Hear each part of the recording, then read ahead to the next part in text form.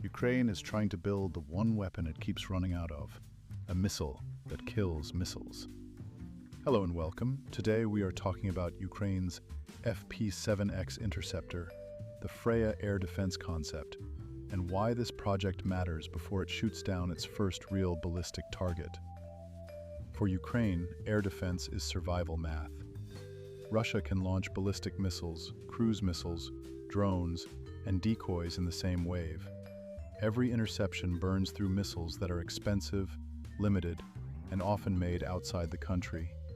Patriot can stop ballistic threats, but Patriot interceptors are scarce, and Ukraine cannot build them whenever the next attack comes.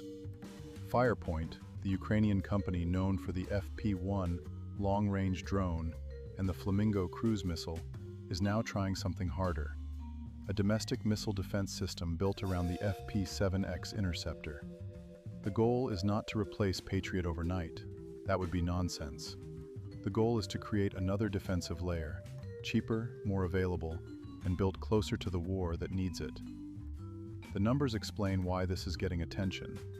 FP7X is described as a 7.25-meter missile with a stated speed of around 1,500 to 2,000 meters per second. That is roughly Mach 5 to Mach 6. Its planned intercept altitude is around 25 kilometers, placing it far above normal drone defense and into short-range ballistic missile defense. This is not made to chase slow Shaheds. It is designed for faster, harder targets. But speed alone does not make a missile shield. To hit a ballistic target, the interceptor has to launch at the right moment, receive updates in flight, survive heavy stress, correct its path, and then find a target moving extremely fast. That is why Firepoint's June 2026 controlled maneuvering flight matters. It did not prove the system can stop ballistic missiles, but it did show that FP7X is more than a static rocket test. It can be guided and corrected in flight. The bigger step is Freya itself.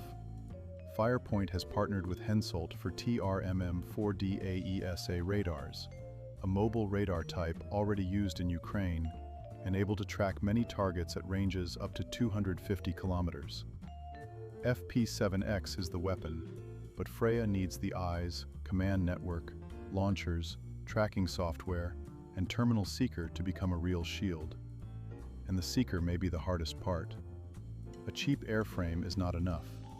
The missile still needs a terminal seeker capable of finding the target in the final moments. Firepoint has been linked with European seeker and command system partners, but this is where ambitious missile programs often slow down. Motors and bodies can be produced faster than precision sensors. If the seeker is late, the missile can exist in storage without being combat ready. That is why the production claim is both exciting and dangerous. Firepoint wants to move toward mass production, with talk of several missiles per day and a target cost around $700,000 per round. Compared with a Patriot PAC-3 interceptor costing several $1 million, that number is the selling point.